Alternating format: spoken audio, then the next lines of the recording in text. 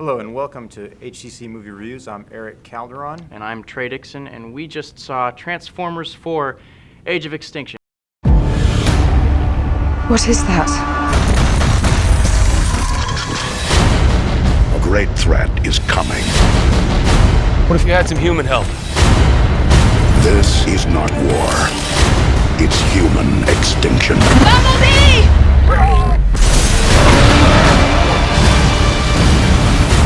You better have insurance. It's a freaking spaceship. Sweetie, hand me my alien gun. Transformers, a Michael Bay film. Eric, what did you think of the movie? I thought it was great. I thought it was pretty good. Lots of action, entertainment. I mean, I could relate, you know, because I got a daughter, so. Okay. Are those all the reasons you like it? Yeah, yeah. So, I enjoyed it. action, and you have a daughter. Okay. Yeah, so I can relate to the characters. I liked the story. I mean, I thought it was really interesting. Okay. Well, Eric, I thoroughly despise this film. Yeah. I hated almost every minute of this film. I guess you could say I wanted it to end the moment it started. Wow. It's loud, obnoxious, utterly bereft of anything substantial, and the product placement is among the most shameless, probably since Man of Steel. So maybe not that long, but it's terrible. Wow. Well, I disagree with you, right? Yes. I mean, and I thought it was pretty good. I mean, I thought that it was very entertaining. The story was really deep. It was pretty good. It was interesting. I think that the story makes no sense. Really? Yeah. It's what were they looking for? It was a seed, right? The seed. But I think it was more than that. I mean, I think this is a story about scientists, and they're trying to come up with inventions to become commercially successful. Okay. Well, frankly, I found the whole thing to be a little stupid. Let's start with the scientists. Yeah, let's start with scientists. All right. So they, by the way, spoilers throughout this entire review. If you don't want to watch this film without spoilers, I guess go skip to this time code, and we will spoilers. So let's start with the scientists. Yep. It starts off in Antarctica, or right? some cold place, and they find prehistoric transformers. Mm-hmm. And so what they end up doing, these scientists. Well, they find the metal, right? Yeah, they find the metal, and But Stanley Tucci takes the metal and he recreates it so that he can create whatever he wants with it. And they dub this thing, this substance that they have unearthed, transformium. They took a page right out of Avatar's book and called it transformium. Did you laugh out loud when you heard the word transformium? No, actually, no, I didn't. Okay, because I could not stop laughing when I heard the word transformium. Is that the actual word they use for Avatar? In Avatar they use the word unobtainium. Okay. And I actually kind of like Avatar, but that's the stupidest moment in Avatar. I don't know why they would take a page from the stupidest moment in Avatar, which is kind of where the shameless product placement comes in for me. There's a great scene where Stanley Tucci's talking about, oh, I can make whatever I want with this material. Yeah, so how about some music? And whoosh, whoosh, whoosh, whoosh, and it makes a little beats thing. And it's right there in the foreground. And I'm like, what's that? Come on. That's the stupidest thing I've ever seen. And later on, there's like a big destruction sequence. This is near the end of the film, and like a bus with Victoria's Secret gets destroyed. No, actually, you know what? That's the one thing I noticed. The Victoria's Secret bus did not get destroyed. Yes, because Michael Bay used to work for them. Yeah, there you go. Yeah. So shameless is what I'm trying to say.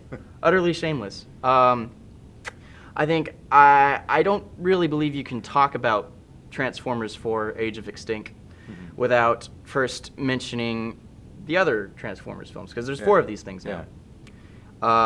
Whenever I'm watching a Transformers film, and this is my opinion, but I feel like I'm watching the pornographization of a childhood memory, because these things were toys. Yeah. These were little action figures that little boys played with, and now whenever I see a Transformer, I think of Megan Fox or Rosie Huntington Whiteley or some dreadful upskirt shot of a young attractive woman, and it's like. Yeah, they do. I mean, every Transformers had a really good-looking woman in it, didn't it? The most leery sensibility. Michael Bay has has a very exploitative eye, and I thoroughly believe that if he were not directing big budgeted Hollywood movies, he would be making adult films. I'm pretty sure that that's on his agenda. You know, the interesting thing though is that I don't remember the other Transformers at all. But neither do So, I. so like just watching this one alone, you don't have to watch the other three. I think it was pretty well packed together as a film that you don't know anything about Transformers. You know. Well, okay, I will say that it is not as bad as the second or third one. The second one is, when I first saw the second one, I thought it was the worst movie I'd ever seen. And then I saw the third one. Was the second one when he was in college? Yes. And then that woman, that girl monster? Isabel Lucas attacks him. Yeah, right? It's Yeah. yeah. And she's, of course, drop dead gorgeous. Yeah. Because Transformers. And that, I thought that was the worst movie I'd ever seen. Uh-huh. And then I saw the third one, and then I thought that was the worst one I'd ever seen. So when I saw this film, I was like, well, it's terrible, but it's not the worst thing I've ever seen. Well, I think, I kind of rate movies on, whether I'm going to watch them on DVD or I'm going to go to the movie theater to watch them. Okay. And that is definitely a movie you want to see on the big screen, just because of the visual effects and the audio, the sound.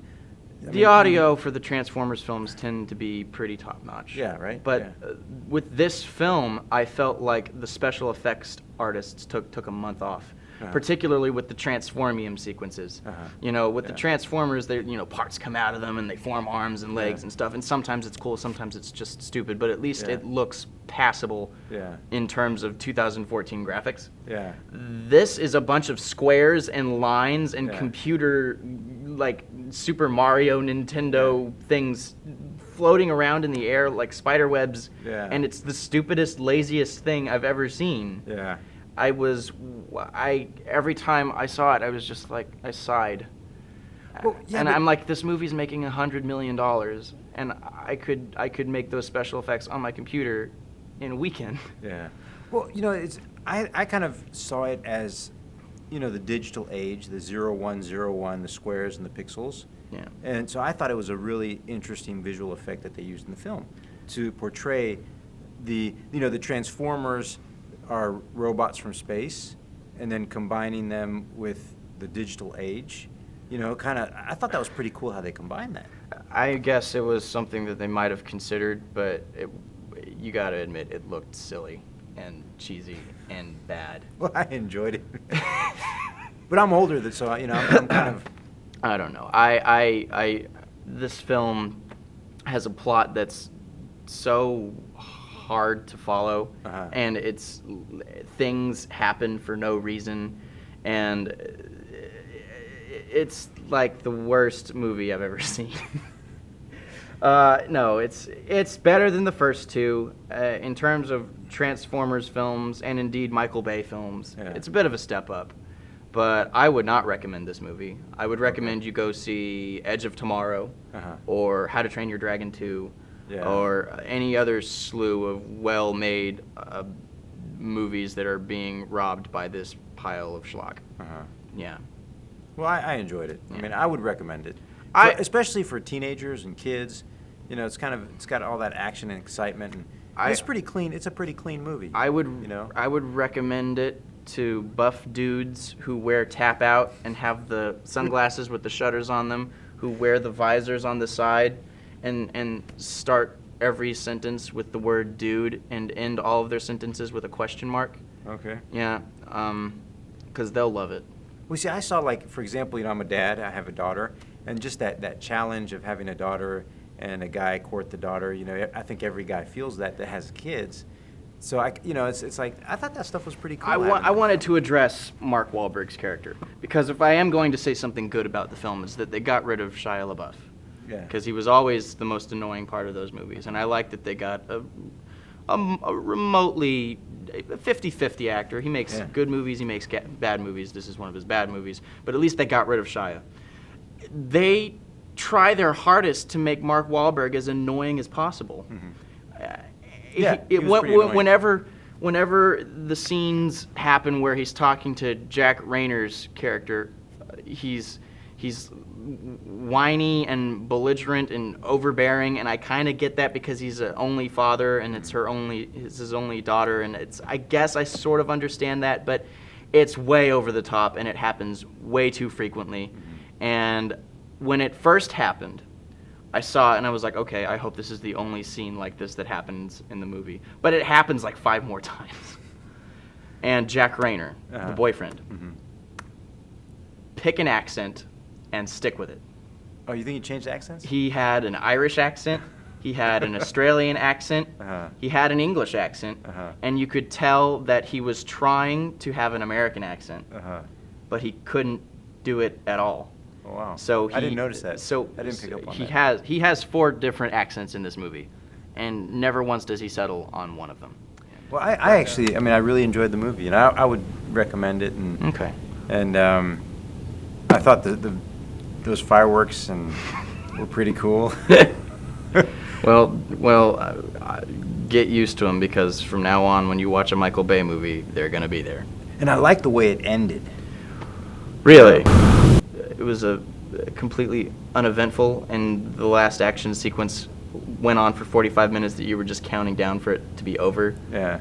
So Because I like the way it twisted, where you've got the scientist that is trying to make it and make ends meet, and he's losing his house, and then you've got the scientist that has everything, and they're both on the same track. They're both trying to do the same thing, and it's just interesting how the billionaire scientist kind of he reverses. His character reverses back into being the scientist that he started off as the Mark Wahlberg character of that scientist. yeah, it's a kind of interesting little role reversal. Yeah. But I don't, as much as I like Stanley Tucci, and God bless him, he did the best he could with this thing. I hope that whatever money he gets from the Transformers films, he goes off and he makes the best art house film ever made, the best independent movie, and he wins a bunch of Oscars because he deserves it for being in this thing. Yeah. But I don't know why he was even there in the final action sequence. And the scientist at the very beginning of the film, who was working with the Dinobots, she was in the final action sequence as well. She was, yeah. And I don't know why she was even there. It was only when they're being sucked up into the giant spaceship Yeah. with the magnets and stuff that I even saw her face in the back seat, and I was like, oh, that's right, she's here. Yeah. And the whole movie is that. The whole movie is, oh, that's also happening. Yeah. I completely forgot. That's also here. Which is Yeah. ironic, because there's, She was in the very beginning. yes, the very beginning, yeah. and then a small And bit in she's the middle. she works for the big scientist, the Yeah. billionaire scientist. Yeah. Which is probably my final complaint, because we got to wrap this up. Yep. There are too many characters in this movie, and you can't keep track of any of them. Yeah, it was hard. Yeah. Yeah. Well, there you have it. Trey is against it. I'm for it, and I hope you enjoy it.